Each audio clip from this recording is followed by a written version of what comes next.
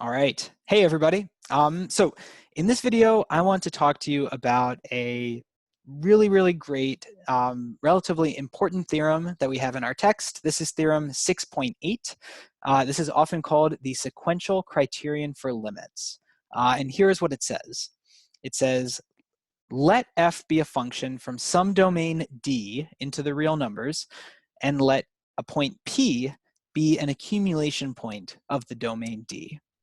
Then the following two statements are equivalent. Statement 1, the limit as x approaches P of f of x is equal to L. Statement 2, given any sequence in the domain, take away P, so given any sequence A sub n in that set, in which the limit as n goes to infinity of A sub n equals P, we have that the limit as n goes to infinity of the sequence of function values f of A sub n, that limit is equal to L.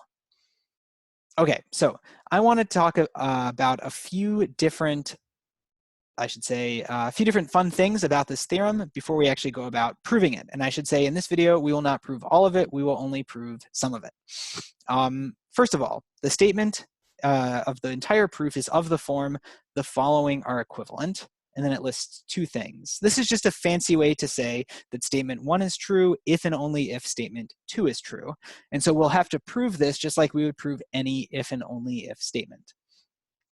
Second thing I want to say is that this theorem might be the first theorem that we have had so far that actually has all three of our big sort of closeness definitions in play. We have the fact that P is an accumulation point of D, right? And we know what that means. That is a statement about for all epsilon, we study the epsilon neighborhood of P, and it intersects D non-trivially. So we have that P is an accumulation point. We have the definition of a sequence limit, of a function limit. That's the limit as x goes to P of f of x equals L. And that's our, for all epsilon, there exists a delta definition. And we have our sequence limits as well. So that's, of course, for all epsilon, there exists an n, capital N, such that ... So all of our three big definitions, accumulation points, limits of functions, are all in play here. So I just thought that was kind of cool. Now, we will, like I said, prove some of this here in a moment. But before we go about proving this, I just want to highlight what a great, how wonderful it will be, let's put it that way. I want to highlight how wonderful it will be once we have this theorem in our toolkit. Because once we have this theorem in our toolkit, we will be able to prove relatively challenging statements by referring not to something about functions, but instead going back and referring to something about limits. To say that slightly better, we will be able to prove challenging statements about functions by using this sequential criterion and going back to talk about a similar statement involving sequences. And as an example, we spent some time in class proving the following, right? Proving the following. We said, theorem, if the limit as x goes to C of f of x equals L, and the limit as x goes to C of g of x equals M, then the limit as x goes to C of f of x plus g of x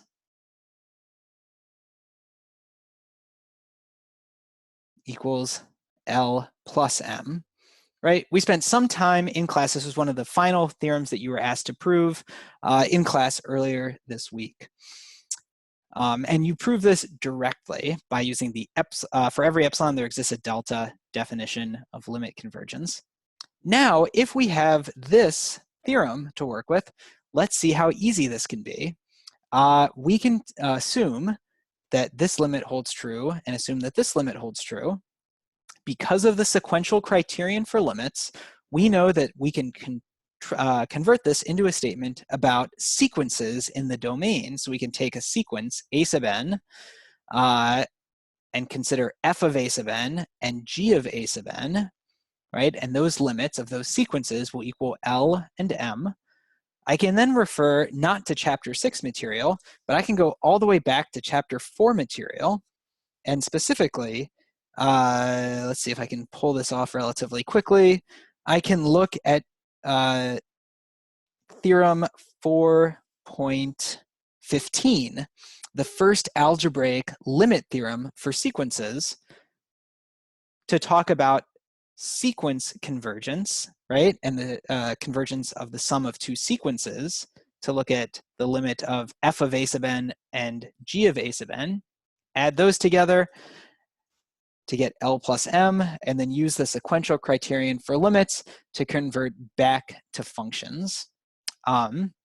So that was maybe wordier than it needed to be, but I just wanted to highlight that I can now prove statements about functions by using this theorem to convert it into an equivalent statement about sequences.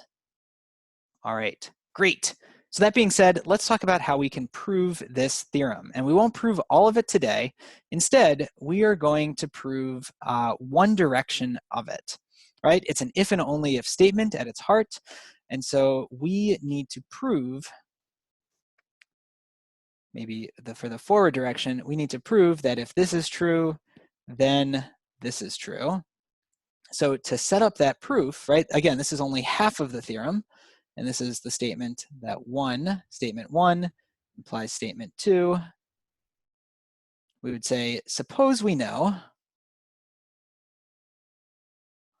that the limit as x goes to p of f of x is equal to L. As a reminder, that is an entire statement involving epsilons and deltas. So we assume that this machinery exists. And I'll go ahead and write that in here right now. All right, and there we are. So we can assume that for every epsilon, there exists a delta such that as long as our x values satisfy this, then our f of x values will satisfy this. So we suppose that this is true. We now want to show that this statement is true. In other words, we want to say that given any sequence that's converging to p, we have the limit as n goes to infinity of f of that sequence is converging to L. So to show this statement, we have to show a statement about any sequence. And to do that, we will pick a generic arbitrary sequence and show that it works there. So we will say, let a sub n be a sequence in D take away P, and assume that the limit as n goes to infinity of a sub n is actually equal to P. So as a reminder, that also comes with its own sort of loaded statement. And I will remind you, well, let's do it up here. I will remind you of what that statement is right now. Okay, and that is a statement that we know is true, right? So for every epsilon, there exists a capital N such that when little n is bigger than big N, we have that a sub n is within a distance epsilon of P. All right, so we've got our setup. We're assuming that this is true. We've taken our arbitrary sequence that satisfies this. Now, what we actually want to show, right, and this is to prove the entire statement in this direction, we want to show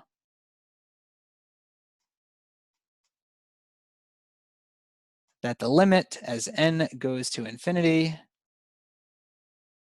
of f of a sub n is actually equal to L. And of course, the thing that we actually want to show is itself a loaded statement. And here is what we are actually trying to show. Okay, And there it is. So we are trying to show that for every epsilon, there exists an n, such that if little n is bigger than big N, then this is true. So we have these three different statements involving epsilons, and two of them are things that we are allowed to assume are true. We're allowed to assume that this is true. We're allowed to assume that this is true. This is what we're actually trying to show, right? So at this point, we have translated this theorem to a point where we are trying to show this is true. And so let's think through how we can do that. Well, we're trying to show a statement about every epsilon. So we're going to have to start by saying, and I'm going to sort of box off, box off a little area here for us to work in. All right, so let's continue our proof by saying, let epsilon be bigger than 0. Now, our entire goal becomes find a way to define this n, and then show that for all larger little n, this is true. And to figure out how to define this capital N, we are going to have to chase our way around these different statements somewhat. So we're going to have to chase around a little bit. We ultimately want to show that capital F of a sub n minus L is less than some epsilon. And we know, coming up to this statement here, that capital F of x minus L will be less than epsilon for any x value that satisfies this, right? So as long as we can guarantee that our a sub n values, our a sub n values are within this range, then our f of a sub n values will be in here, and that's ultimately what we want to show. So we want to make sure that we're picking a sub n values that are within this range. But how can we do that? Well, to make sure that our a sub n values are in this range, we can jump over here and say that I know how to make my a sub n values be reasonably small, or my a sub n values be reasonably close to p. I have this structure here. And so that becomes our main motivation. We want to make sure that we are choosing a capital N so that our a sub n values are reasonably close to p, which will make our f of a sub n values reasonably close to L. And so we want to use this structure to define our big N. But I want to highlight something that we might have overlooked here, or something that we might, if we're not careful, we might miss. Over here, I'm trying to make sure that my x values, those will be my a sub n's, my x values are within a distance delta. So that's what I really want over here. So let me rename this variable. So instead of calling this epsilon, let me call this delta. I'll call this blue delta, right? And so this statement, which I'll call blue star, right? Blue star says that for any choice of delta, there exists a capital N such that when little n is bigger than big N, a sub n minus p is less than blue delta. Okay, so now our path forward becomes a little bit more clear. I'm trying to choose this big N here, or define how I can choose this big N. To do that, I will use my epsilon, plug that in up here, and be guaranteed the existence of this delta. I will then plug this delta into this statement as blue delta to be guaranteed the existence of this n. The existence of this n then says that when little n is bigger than big N, a sub n minus p will be less than blue delta. Therefore, a sub n will be in this range, which means that my f of a sub n will be in this range, which is what I really wanted to show. So that's our idea here. Let's see if we can come up with a slick, clever way to write this. Okay, and there we have it. So notice I named this statement up here, I called this red double star, just to give it a name. And with that, let's return to our proof here. we are trying to show that for all epsilon, there exists a capital N, such that when little n is bigger than big N, this holds true. Let's see what we can do. First, we take an arbitrary epsilon bigger than 0. Now we have to figure out what our capital N will be. From statement red double star, we know that every epsilon has a corresponding delta for which the rest of the statement holds true. So from statement red double star, we get a delta corresponding to epsilon. Furthermore, from our modified statement blue star, we know for every delta, there exists an N such that the rest of this is true, right? So from, to go back, from red double star, we got a delta corresponding to epsilon, and from blue star, we got an N corresponding to that delta. This will be the N that we use. So let's use this N in the statement we are showing. So for all epsilon, there exists an N, which we define using this method right here. And now we want to show that when little n is bigger than big N, this holds true. So let little n be bigger than big N. Well, if little n is bigger than big N, statement blue star guarantees that this is true. But when this is true, jumping over to red double star, in red double star, we are now in this zone with x equal to a sub n. We know that this inequality is true because of blue star. We know that this inequality is true because a sub n is not allowed to be equal to p. That was part of our original definition of our sequence. So red double star applies in this circumstance to a sub n, and therefore f of a sub n minus L is less than epsilon. So to summarize, when little n is bigger than big N, blue star guarantees that this is true. That's right here. But then in red double star, having that be true guarantees that this is true. And so f of a sub n minus L is therefore less than epsilon. Therefore, we've shown that this statement holds true, and so the limit as n goes to infinity of f of a sub n equals L.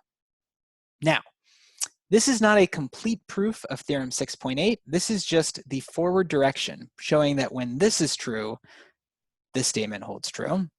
We still have to prove the reverse direction, but once we've done that, we will have a very powerful tool that lets us convert statements about functions and function limits into statements about sequences and sequence limits. So I'll see you next time.